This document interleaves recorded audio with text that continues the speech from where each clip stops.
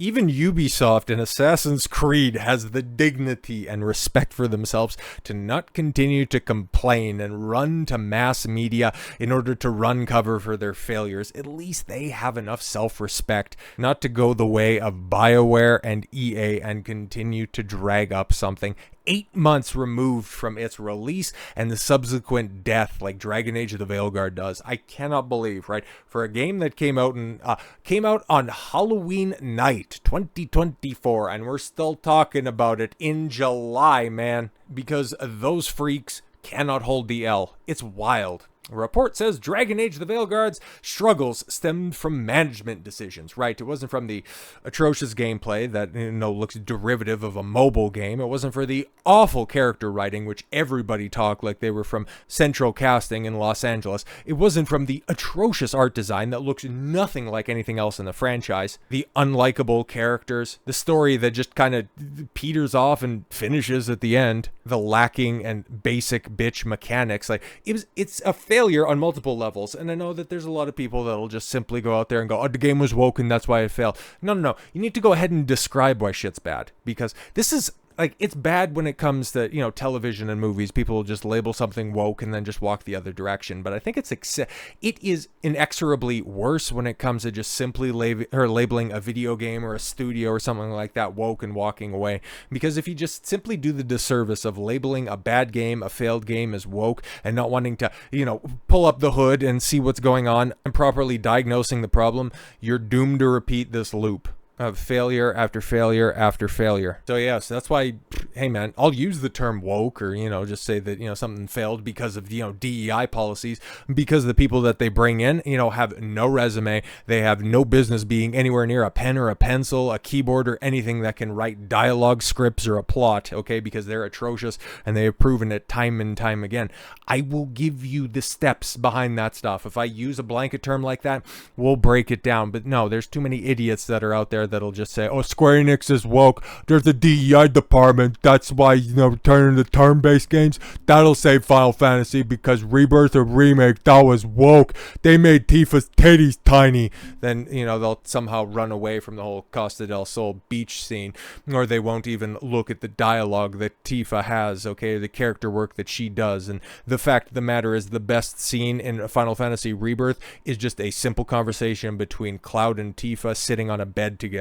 Idiots, absolutely brain dead morons. But more on that later, I'd imagine, because they still love talking about that game, 18 months, 2 years after its release. It's fantastic and it's wonderful, and playing stupid, terrible, awful, pathetic games like Final Fantasy 16 makes me love that game even more. Okay, I'd like to give you guys a sidebar on 16 here for a second, but I just went through one of the most atrocious gameplay segments I think that I've ever experienced in my entire life. Oh, these big bombastic icon battles. It's an on-rail shooter that doesn't end and then just goes from cutscene to cutscene. It was like 45 minutes. It is about the length of the entire final boss battle of Final Fantasy VII Rebirth, which is fantastic. That has some of the best music ever in a Final Fantasy game. And then in 16, you got some weird fucking techno over the top of it with a character that you know nothing about, and a boss battle that just keeps on going with some of the character dialogue, and that would make a Tumblr fanfic artist cringe. It is so, I hate that game. I hate it so, it's so bad. It fails at every single level. I wouldn't call it woke. It's not woke at all whatsoever. It's just bad. I'm going to see it all the way through. I'm going to hopefully unlock the, the hard mode or whatever. Maybe that makes it redeemable, at least in a gameplay sense, because it's not going to fix any of the character work. There's like one character in it and we won't be seeing from him no more. Now, it's funny, right? Because that voice actor could simultaneously be the best part about Final Fantasy 16 and then also the best part about the Fantastic Four. That sounds wild to make that connection, but yeah, Ralph Ineson, he voices a character in 16 who I very much wanted to see more of. He's also voicing Galactus, who could probably end up being the coolest part about that travesty, but I digress. More about Dragon Age the Veilguard, something that I think everybody can come together and say it was just a festering pile of shit. Even if you don't remember a damn thing about it,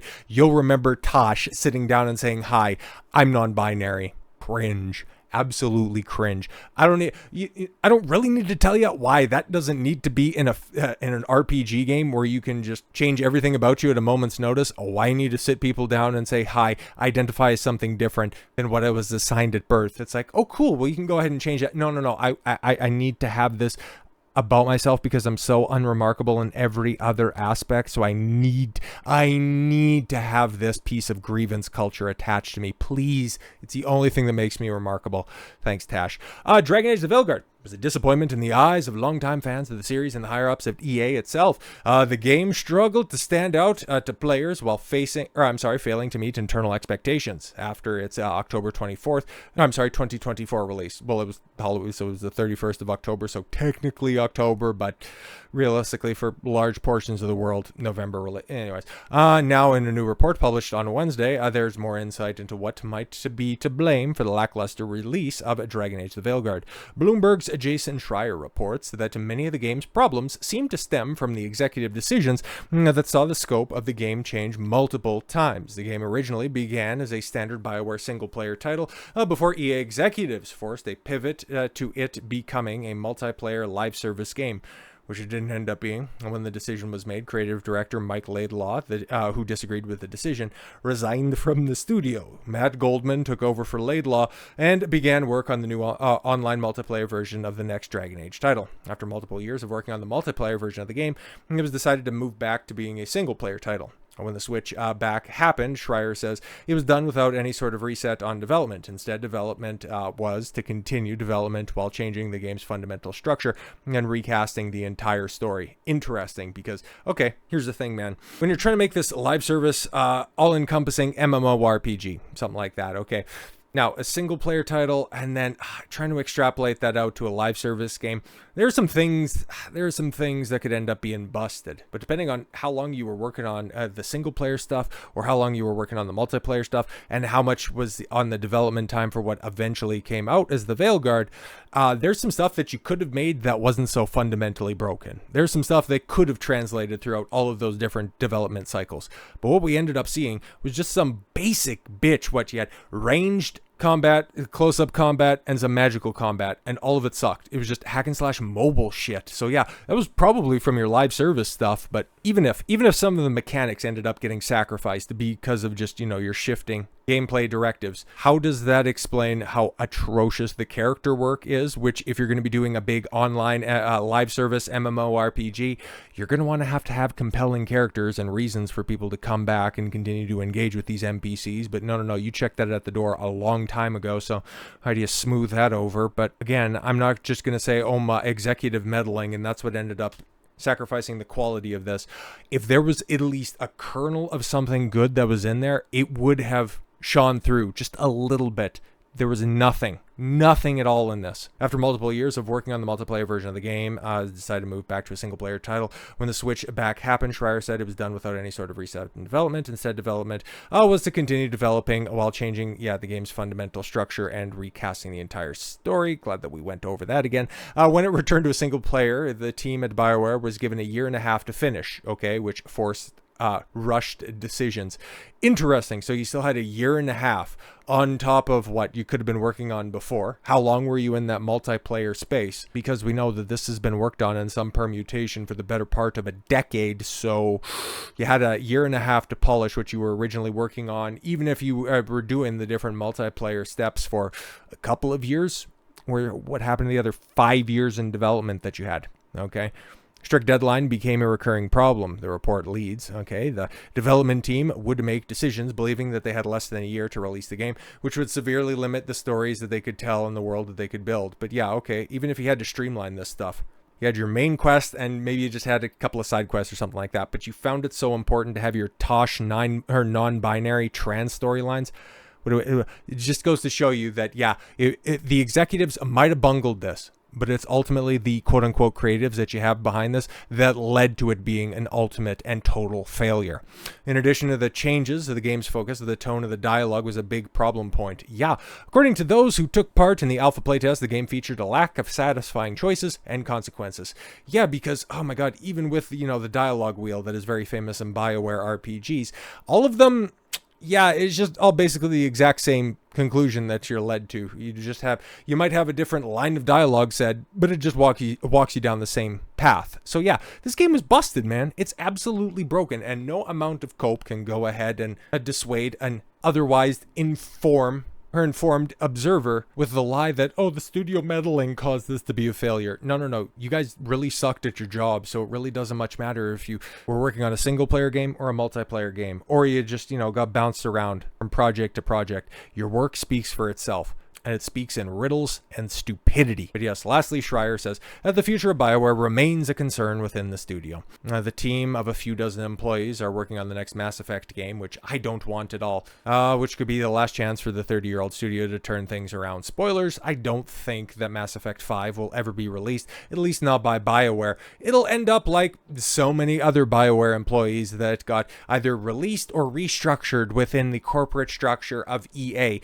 And a lot of those people actually ended up going on over to Battlefield 6, which, earlier this month, there were some gameplay features, or there's some gameplay video that got leaked, and a lot of people were cooming over this, but I don't know, man, I've been around for a couple of different Battlefield releases, going all the way back to 3, and how that was a buggy disaster. It eventually found its footing and became something pretty great. Same with 4. The only one that actually came out and, performed well and performed exceedingly well throughout its entire release cycle was Battlefield 1, which, for my money, is still probably the best Battlefield game, but I hear good things about 5, but that was a disaster upon release, and then eventually worked itself into something. Less said about, oh my god, what was the one that was kind of a modern day cops and robbers one? Fuck, I even forget the name of that one, but yeah, that came and went. I think that was before or after 1. Jeez, it was so Hardline or something like that. I can't even remember, but Battlefield 2042, I don't hear anything about that game. Okay, like that one literally came and went, but apparently, 6, oh my god, guys, it's going to be boots on the ground. It's going to be back to basics. There's going to be the classic rush mode. Oh my god, it's going to be so great. More leaked Battlefield 6 continues to trickle in by the second. The newest leaked gameplay shows off the classic rush game mode in all its glory, and its sight of it is sure to make for some old school fans very happy. You can't beat a long game of conquest. Battlefield 2042 also featured all-out warfare and Hazard Zone. And that's so great. That's so great, because this is going to be EA's big release of the year. And a lot of people that ended up getting restructured out of BioWare are also going to be working on Battlefield. Because going back to the Dragon Age Cope here real quick, we have Brian Audette over there on the Blue Sky. One of the few people that are over there. Some of the woke game developers, and then also the kid touchers that are over there apparently on Blue Sky in Minecraft, I guess. Reposting without comment. Okay, normally you wouldn't want to say. I could see why this guy was a writer on Dragon Age. Okay, so reposting without comment, and then continues to add comment, except I refute that we made a bad or a compromised game. No, it was trash, bro, and it was, bounced around in different iterations, so it's compromised in that respect. But if you honestly believe that it was good, you have absolutely no right in being anywhere close to a video game creation. Anyways, made the best version of what we released, warts and all. That's why you guys stopped support of this, I think even before 2024 wrapped up, like within the first couple of months. I'm damn proud of it and the team. We couldn't have made a better Dragon Age, only a different one. Well, you won't be creating a different one. You won't be creating another one because that franchise is fucking dead. But how does this loop back into Battlefield? Well, ladies and gentlemen, okay, so we got Trick Weeks, okay, Patrick Weeks, who, I think he was that blue-haired cuck who we also talked about, previously in some Dragon Age coverage, but he was the one who retweeted, reposted, re-upped on a sex offender list over there on Blue Sky. But as you can see right up there, okay, Trick Weeks, reposting this from Brian Audette, okay, I was so lucky to get the chance to work with you, man. Cannot wait to see what you make next. Likewise. But as Madam Savvy, autistically going through all of this shit as well, she also found some other stuff in regards to, Audette and Weeks here. So you got Brian Audette, okay, former fruitcake over there at BioWare, okay, senior designer at Motive on Battlefield 6. Oh shit, okay, previously Dragon Age, Anthem, SWTOR, and he also has pronouns in bio, which I think is mandatory over there on Blue Sky. But we know that Dragon Age the Veilguard sucks a massive dick, which he's probably all hands on deck for. But still excited for that Battlefield 6 stuff. Still think that EA is capable of putting out some good stuff if they keep on recycling the same fucking hacks that kill off other franchises. Can't wait for that Battlefield 6 thing. It's probably going to be a doozy. So with all that said, thank you all very much for the gift of your time. I've been Don Consuelo, and I want you to follow your gut and get after it. Take care, everyone.